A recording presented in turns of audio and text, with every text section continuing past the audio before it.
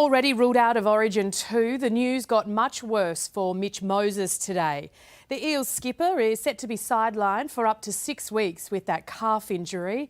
Returning blue Jerome Luai dubbed the perfect replacement by one of the state's best ever halves. The Blues trading training for a day on the greens. Teammates happy to have their number one hype guy back in camp. And while Jerome Luai's golf game needs work,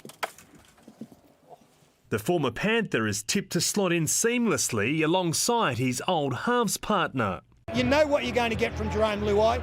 Obviously, he's got a great relationship with Nathan Cleary, so that's a real plus. Speaking at the launch of the Eels Foundation, Blues great Peter Sterlo was full of belief. For the people in New South Wales, we don't lose any confidence because we know the kid can get the job done. Matt Burton remains the state's 18th man, which means he can't play for the Bulldogs on Sunday. It'd be great for the system to be looked at in the future where hopefully, those 18th men could play and then go and do that job and take on that responsibility. But right now it is what it is. Cameron Ciraldo's wishes unlikely to be granted anytime soon. The NRL telling 9 News the game's governing body has no plans to change the current rule. We've challenged Birdo to go in there and become a better footballer and bring it back to the Bulldogs. The ladder leaders no longer the laughing stock of the league. There's a lot of headlines I look back and laugh about, but even a few this week apparently so. They centred around Reid Marnie and his body language after being benched against the Eels. It's sort of been blown out of proportion, but it is what it is. The coach insisting the hooker was disappointed with his own performance, not because he had to make way for Lachlan Galvin. The one thing about Reid that we love is that he wears his heart on his sleeve. It's all right to be disappointed after a game, as long as you're putting the team first and getting back in here and working hard. So that's what Reid's done.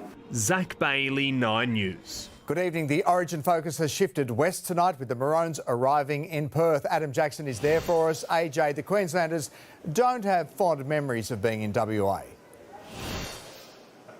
Yeah, that's right, John. It certainly hasn't been a happy hunting ground in Perth for Queensland when it comes to the State of Origin. The 2 previous matches that have been held in WA, Queensland has suffered heavy defeats on both of those occasions. So they're really hoping that it's a case of third time luck here for this Queensland side. You can see them behind me at the moment. They've just landed there collecting their luggage. Quite a warm reception. Actually, a few Maroons supporters out here taking selfies and autographs. But this squad is under no illusion as to how difficult Wednesday night will be if they lose. Not only do they lose this year's series, it could spell the end to some Origin careers for the Queensland players as well. The shock axing of captain Daly Cherry-Evans earlier this week has really put everyone on notice. It's a perform or perish mindset now, something highlighted by Maroons centre Val Holmes when I spoke to him earlier.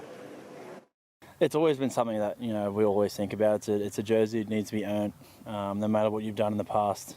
You've got to be playing, quality footy and playing up to the Queensland standards. And now the Maroons will be getting straight down to business here in Western Australia. They'll hold a training session tomorrow. Well, as for the Blues, Jono, they don't arrive here in Perth until Sunday. A big few days ahead, AJ. Thank you. Now, as Adam mentioned, Daly Cherry-Evans wasn't on that plane. The dumped Maroon skipper is instead at Seabus Super Stadium for Manly's clash with the Titans. Maroon selector and 9 commentator Darren Lockyer is there for us. Lockie, how hard was that decision to drop DCE? Are you expecting big things from him tonight?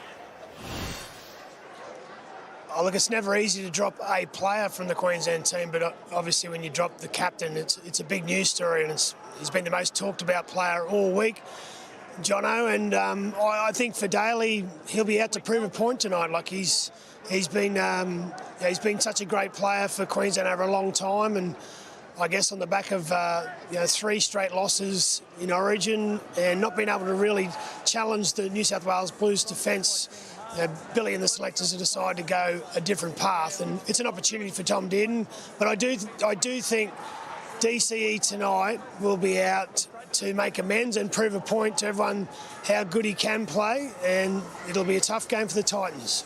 And a big night for the Titans as well, with pressure mounting on coach Des Hasler. Coverage at 7:30. Lockie, thank you.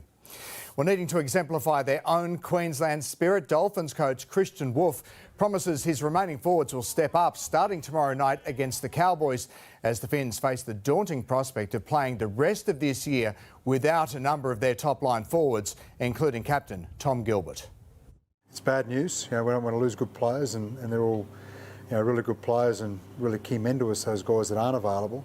But I love the way the other guys are taking their opportunity with both hands.